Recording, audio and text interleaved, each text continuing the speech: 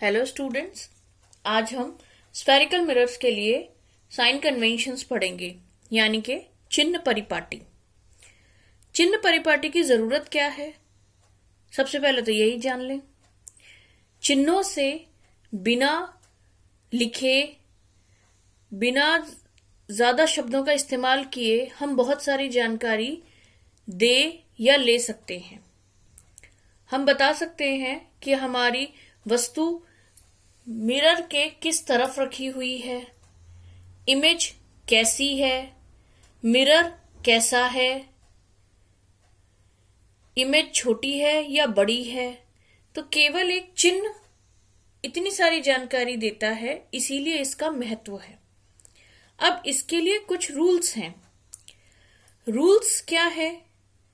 सबसे पहली चीज, इनमें सबसे इंपॉर्टेंट पार्ट है हमारा पोल। पोल यानी ध्रुव। सब कुछ इस ध्रुव के चारों ओर रहता है। मिरर के लेफ्ट हैंड साइड में ऑब्जेक्ट रखी जाती है हमेशा। पोल और इस ऑब्जेक्ट के बीच की दूरी U से दर्शाई जाती है। ये इसका चिन्ह है U। प्रिंसिपल एक्सिस के पैरेलल जितनी भी रेज आएंगी इस तरीके से, उनका डिस्टेंस, क्योंकि मिरर गोल है तो इन पॉइंट्स पर से ना ले जाकर पोल पर से उनका डिस्टेंस नापा जाएगा। कहां? इस अक्ष पर, यानी प्रिंसिपल एक्सिस पर। सपोज ये वाली पैरेलल लाइन यहां से चली तो इस पॉइंट और इस पॉइंट के बीच का डिस्टेंस देखा जाएगा। ये वाली रे अगर यहां से चली थी तो इस पॉइंट और इस पॉइंट के बीच का डिस्टेंस देखा जाएगा। ठीक है। जितने भी डिस्टेंस पोल से लेफ्ट हैंड साइड के लिए लिए जाते हैं, यानी एक्स एक्सिस पर, वो सारे नेगेटिव यानी ऋणात्मक होते हैं। और पोल से एक्स एक्सिस पर जितने भी डिस्टेंसेस नापे जाते हैं वो सारे धनात्मक यानी पॉजिटिव होते हैं। इसी तरीके से जो भी चीज यहां वर्टिकली खड़ी है, जैसे इस ऑब्जेक्ट की ऊंचाई, ये ऊपर की तरफ ली जाती है और ये हमेशा धनात्मक होती है, क्योंकि ग्राफ पेपर पे ऊपर की तरफ y एक्सिस होता है जो धनात्मक होता है।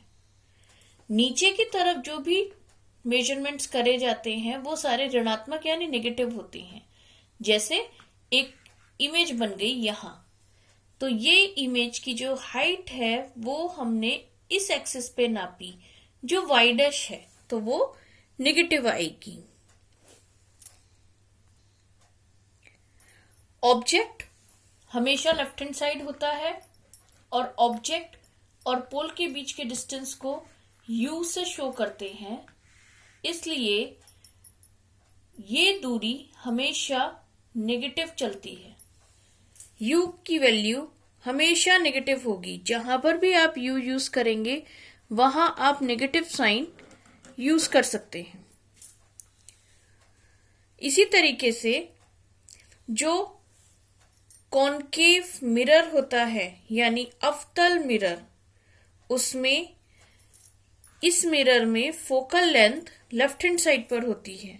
इसलिए फोकल लेंथ अगर f यहां है तो f और p के दूरी को स्मॉल f से दिखाया जाता है। तो स्मॉल f हमेशा क्या होता है? नेगेटिव। लेकिन उत्तल लेंस में f दूसरी तरफ होता है, राइट हैंड साइड पर होता है, और वो हमेशा पॉजिटिव होता है। प्रतिबिंब यानी इमेज हमारी ऑब्जेक्ट के पोजीशन के हिसाब से चेंज होती है। जैसे जैसे हमारी ऑब्जेक्ट की पोजीशन चेंज होती है वैसे वैसे हमारी इमेज की पोजीशन चेंज होती है। अकॉर्डिंगली हमारी इमेज पॉजिटिव या नेगेटिव हो सकती है, और इमेज को हमेशा V से शो किया जाता है। इस तरह हम ये जान चुके हैं कि अगर हमें किसी मिरर में फोकल लेंथ नेगेटिव दी गई हो तो हमें समझ जाना है कि हमारा मिरर कॉनकेव है। जहां फोकल लेंथ हमें पॉजिटिव दी गई हो वहां हमारा मिरर कॉन्वेक्स है। इमेज ज्यादातर केसेस में नेगेटिव होती है अगर मिरर कॉनकेव हो तो, लेकिन अगर मिरर कॉन्वेक्स हुआ तो दोनों केस जो कॉन्वेक्स के हैं उसमें हमारी इमेज राइट हैंड साइड पर बनती है, तो इमेज हमेशा पॉजिटिव होगी। ऑब्जेक्ट तो हमेशा नेगेटिव होता ही है, यू। इसके साथ ही हमारे पास एक मिरर फॉर्मूला आता है 1/f = 1/v + 1/u। यहां पर f हमारी फोकल लेंथ है, v हमारी distance of image from pole है और u हमारी distance of object from pole है। इनको हम कार्टेशियन सिस्टम के अकॉर्डिंग जो इनके साइन आते हैं उनके साथ ही इस फॉर्मूले में फिट करते हैं और इसे सॉल्व करते हैं। किन्हीं भी दो चीजों की अगर हमें वैल्यू पता हो तो हम तीसरी चीज इस फॉर्मूले का यूज करके निकाल सकते हैं। जिस प्रकार मिरर फॉर्मूला का यूज करके हमने फोकल लेंथ, ऑब्जेक्ट डिस्टेंस और इमेज डिस्टेंस के बीच एक रिलेशनशिप कायम करी है, उसी प्रकार हमारी ऑब्जेक्ट की हाइट और इमेज की हाइट के बीच में एक रिलेशनशिप है। उस रिलेशनशिप को हम मैग्निफिकेशन से शो करते हैं। मैग्निफिकेशन का मतलब आवर्धन। नई प्राप्त करी गई चीज यानी हमारी इमेज या प्रतिबिंब ओरिजिनल चीज यानी ऑब्जेक्ट या बिंब के सापेक्ष प्रोपोर्शन में कितनी है, ये हमें मैग्निफिकेशन से पता चलता है। प्रोपोर्शनली उसमें क्या चेंज आया, ये हमें मैग्निफिकेशन बताता है। जैसे इसका फॉर्मूला है m = height of image over height of object. Height of image को हम h' से शो करते हैं और हाइट ऑफ ऑब्जेक्ट को हम h से शो करते हैं।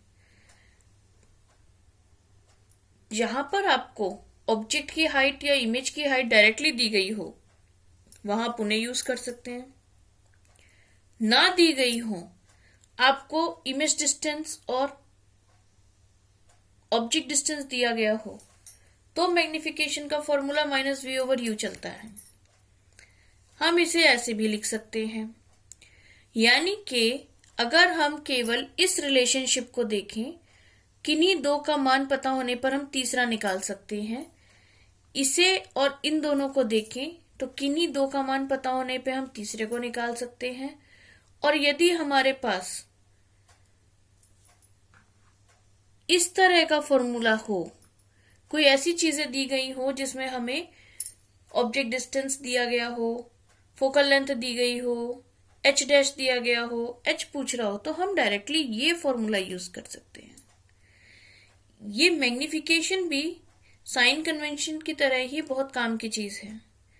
कुछ साइन देखकर हम बता सकते हैं कि आखिर क्या इमेज है, क्या मिरर है, इमेज कैसी है।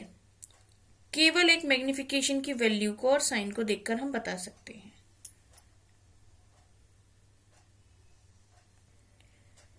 ये देखिए, यदि हमारा मैग्निफिकेशन नेगेटिव साइन लिए हुए आता है, यानी h'/h की वैल्यू या -v/u की वैल्यू लास्ट में नेगेटिव आती है, तो हमारी इमेज रियल यानी वास्तविक है और हमारा मिरर कॉनकेव है। इसी प्रकार यदि हमारे मैग्निफिकेशन की वैल्यू पॉजिटिव आती है तो हमारी इमेज वर्चुअल है और मिरर कॉन्वेक्स है। ये जानकारी हमने केवल ये साइन देखकर प्राप्त कर ली। उसी प्रकार यदि हमारी मैग्निफिकेशन यानी m की वैल्यू >1 है, 1.1, 1.2, 2, 5, 6 कुछ भी हो सकती है, तो हमारी इमेज उसी प्रोपोर्शन में एनलार्ज्ड है। सपोज मैग्निफिकेशन की वैल्यू 1.5 है, तो इसका मतलब है हमारी इमेज ओरिजिनल ऑब्जेक्ट की 1.5 गुना है। ठीक है। अगर मैग्निफिकेशन 1 से कम है तो इमेज ओरिजिनल ऑब्जेक्ट के उतने गुने के हिसाब से घटी हुई है, यानी इट इज डिमिनिस्ड। तो ये आपकी DOE द्वारा भेजी गई 56वीं यानी 56 वर्कशीट है, जिसमें हमने साइन कन्वेंशंस, मिरर फॉर्मूला और मैग्निफिकेशन, छोटी छोटी पर बेहद इंपॉर्टेंट चीजों को पढ़ा। उम्मीद है आपको समझ में आई होंगी।